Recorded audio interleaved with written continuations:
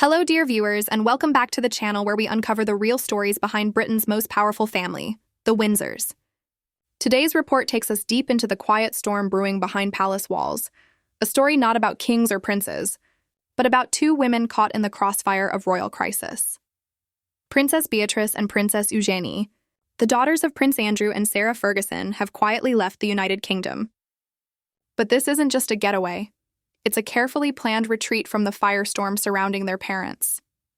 While the monarchy braces for its biggest public relations battle in years, the York sisters have made a bold move to protect not only their image, but perhaps their futures within the royal fold. Before we dive into this remarkable story of royal survival, make sure to like this video, subscribe, and hit the notification bell. Your support helps us continue bringing you detailed, factual royal analyses every week. To understand why the sisters left, we need to look at the storm they're escaping. Their father, Prince Andrew, once one of the most visible members of the royal family, has finally given up the last of his remaining titles and honors. The decision, made after extensive talks with King Charles III, effectively ends his royal career. Though Andrew continues to deny all allegations against him, the damage to his reputation is undeniable. Every headline, every scandal casts a new shadow not only over him, but over everyone who bears his name. Their mother, Sarah Ferguson, faces her own troubles: financial strain, fading public sympathy, and constant association with her ex-husband's controversies. For Beatrice and Eugenie, this has become an unbearable burden. Though they're not working royals, their every appearance still reflects on the crown. The result? Relentless pressure, unwanted scrutiny, and the need for a strategic retreat. At the height of the crisis, both sisters quietly left Britain, but for very different reasons. Princess Beatrice, the elder at 37, embarked on a trip to Saudi Arabia. Officially, it was for business. She attended the Future Investment Initiative in Riyadh, known as Davos in the Desert.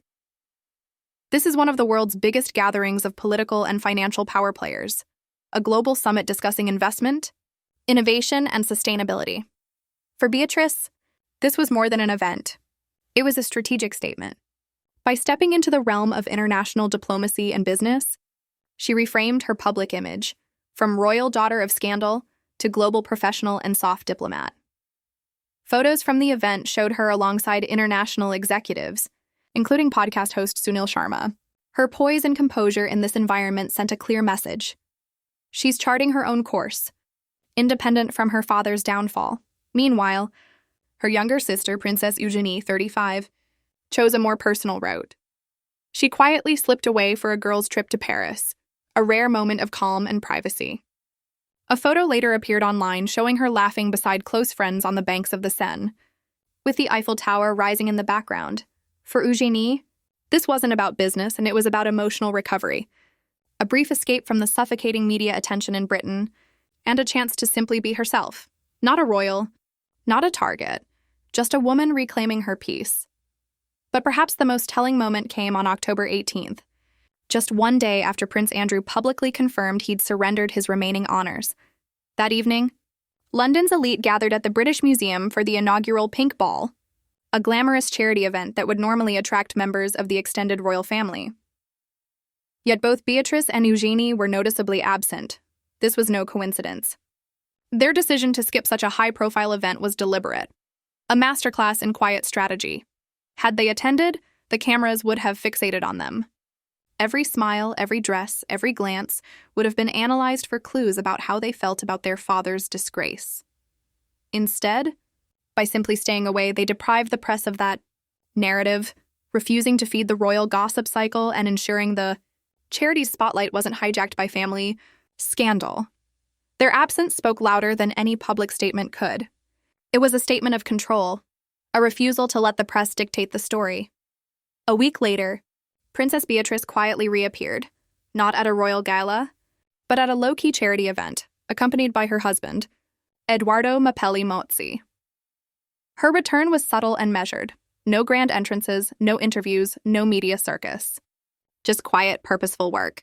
By choosing a smaller, controlled setting for her comeback, Beatrice reminded the public of her dedication to causes that matter, while keeping the focus on her actions, not her family's controversies. It was a textbook example of modern royal image management, calm, composed, and calculated.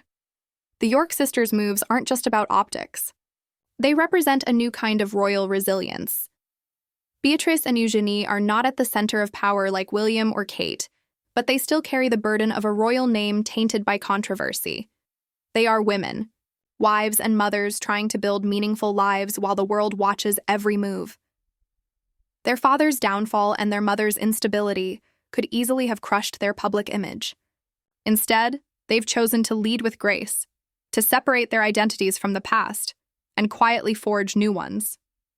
Their international travel, their avoidance of scandal-heavy events, their careful public appearances, all point to one thing: the York sisters understand the game. In the age of 24-hour media, silence and distance are often the strongest tools a royal can wield. In the end, Princess Beatrice and Princess Eugenie's actions reveal more than just travel plans. They show extraordinary discipline. While their father's name continues to dominate headlines for all the wrong reasons, the sisters are writing a new chapter, one defined not by scandal but by restraint, professionalism, and quiet dignity. Sometimes the most powerful statement in the royal world isn't made in front of cameras, it's made in absence. So, what do you think? Did Beatrice and Eugenie make the right choice by stepping away during this critical moment? Or should they have stayed and faced the public eye? Share your thoughts in the comments below. Don't forget to subscribe, like this video, and stay tuned for more deep dives into the lives, power struggles, and untold stories inside the British monarchy. Thank you for watching, and until next time, stay curious, stay informed, and stay royal.